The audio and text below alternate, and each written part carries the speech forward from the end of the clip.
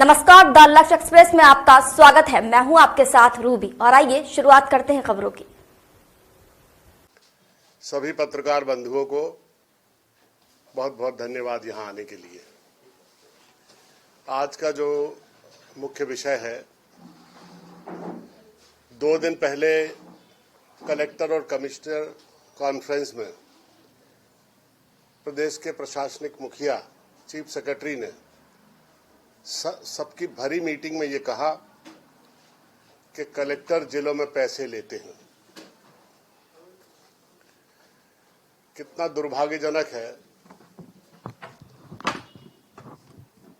कि न्याय पर आधारित जो प्रशासनिक व्यवस्था है, ये पूरी की पूरी भ्रष्ट हो गई है और इसका चेहरा विद्रूप हो गया है।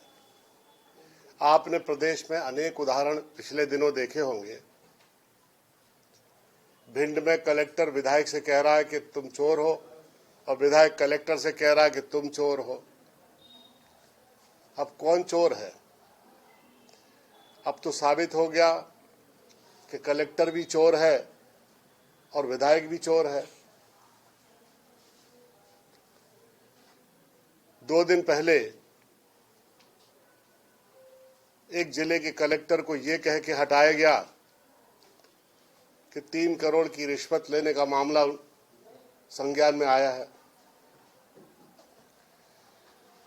मैं मध्य प्रदेश के मुख्यमंत्री जी से ये पूछना चाहता हूं कि पिछले 2 दशक से ज्यादा उनकी सरकार है मध्य प्रदेश में, और ये हम लोग जब कहते थे कि पूरी प्रशासनिक व्यवस्था चरमरा गई है, भ्रष्ट हो गई है, तब लोग ये कहते थे कि विपक्ष का ये काम है इस तरह का प्रलाप करना। लेकिन आज पूरे प्रदेश की प्रशासनिक व्यवस्था का मुखिया ये कह रहा है कि पूरे कलेक्टर पैसे लेते हैं। तो मुख्यमंत्री जी ये बताएं, ये आम चर्चा है कि कलेक्टर और एसपी की पोस्टिंग पैसे लेकर होती है, ये पूरे प्रदेश में चर्चा है। समय समय पर अखबारों में ऐसे समाचार भी आते रहते हैं। समय समय पर सभी राजनीतिक दलों के नेताओं के बयान भी इस विषय पर आते रहते हैं। अगर सरकार में बैठे लोग कलेक्टर और एसपी की पैसे लेकर पोस्टिंग करेंगे तो वो तो जनता से वसूल करेंगे। इसकी मुख्य जड़ों तक हमें जाना चाहिए कि इस भ्रष्टाचार की मुख्य जड़ है क्या। तो पता लगता है कि प्रशासनिक पोस्टिंग पैसे लेकर होने लगी हैं और इस कारण जो अधिकारी वहां पर जाते हैं वो अपने पैसे वसूल जनता से करते हैं, बिना पैसे के कोई काम नहीं करते हैं। नीचे से लेकर ऊपर तक पूरा प्रशासनिक तंत्र और पूरा ढांचा भ्रष्ट हो चुका है। उसमें ना तो समयबद्ध न्याय है, न जनता की सुनवाई है और ना ही नियमित काम जनता के कोई कार्यालयों में हो रहे हैं। वही काम होते हैं जिन कामों के लिए पैसे दे दिए जाते हैं।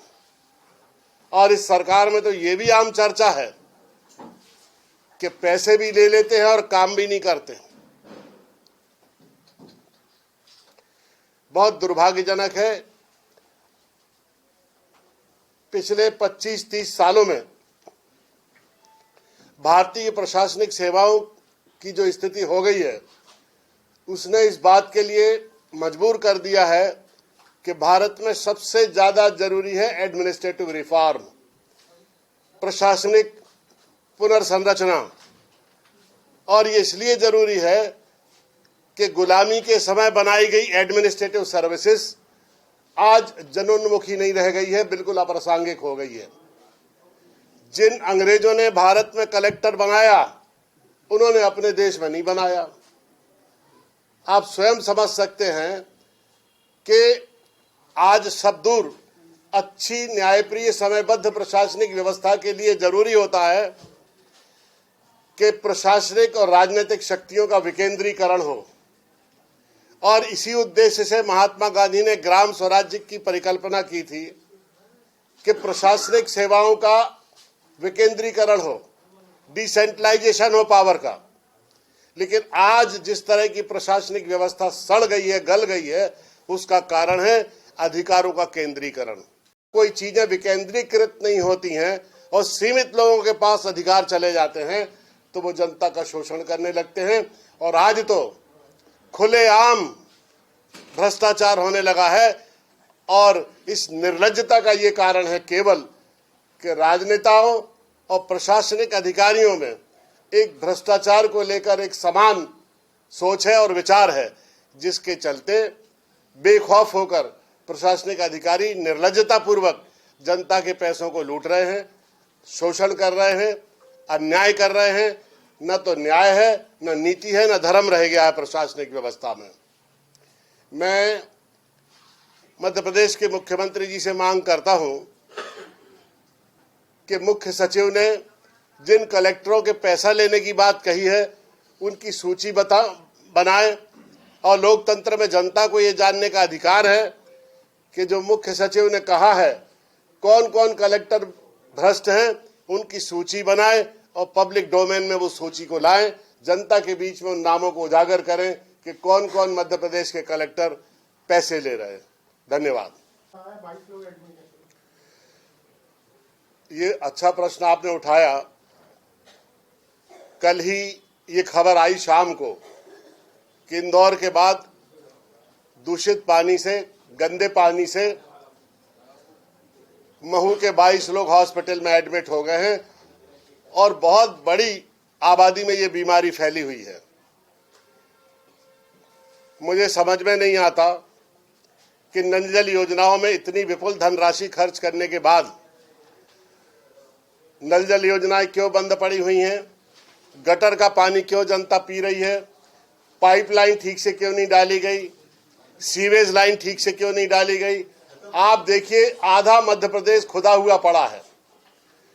गुजरात के ठेकेदार आए, पूरा शहर खोद दिया, पाइपलाइन बिछा दी, लेकिन अनेक जगहों पर यह शिकायत आई है कि पाइपलाइन जो है वो कनेक्ट ही नहीं की घरों में और खुली पाइपलाइन सीवेज लाइन के पानी से कनेक्ट हो गई और उस दूषित जल को पीने से, प्रदूषित जल को पीने से एक बहुत बड़ी आबादी में बीमारी मध्य प्रदेश में फैल रही है। दूसरी बात यह है कि जल संसाधन विभाग के माध्यम से जो पूरे राज्य में नल जल योजनाएं बनी हैं, छोटी मोटी यांत्रिक त्रुटियों के कारण पीएचई विभाग कहता है कि पंचायत की जिम्मेदारी है, पंचायत विभाग कहता है कि पीएचई विभाग की जिम्मेदारी है। आज तक ये सुनिश्चित नहीं हो पाया है कि नल जल योजनाएं पंचायत को पूर्णतः हस्तांतरित की गई हैं या पीएचई डिपार्टमेंट इन नल जल योजनाओं का संधारण करेगा, और जिसके कारण छोटी मोटी यांत्रिक गड़बड़ियों के कारण बहुत बड़ी धनराशि जो नल जल योजनाओं पर खर्च की थी वो पानी में बह गई है, पानी में चली गई है और जनता को उसका लाभ नहीं मिल पा रहा है। मैं मांग करता हूं तुलसी सिलावट से कि वो अपने पद से इस्तीफा दें। उनका विभाग मध्य प्रदेश का सबसे भ्रष्ट विभाग है। मध्य प्रदेश के अन्य विभागों की तुलना में नल जल योजनाओं के लिए सबसे बड़ी धनराशि आवंटित की गई है, जिसका दुरुपयोग हुआ है और उसका जनता को लाभ नहीं मिल पा रहा है। खबरों में फिलहाल इतना ही। देश दुनिया की ताजा अपडेट्स के लिए बने रहिए द लश एक्सप्रेस के साथ। नमस्कार।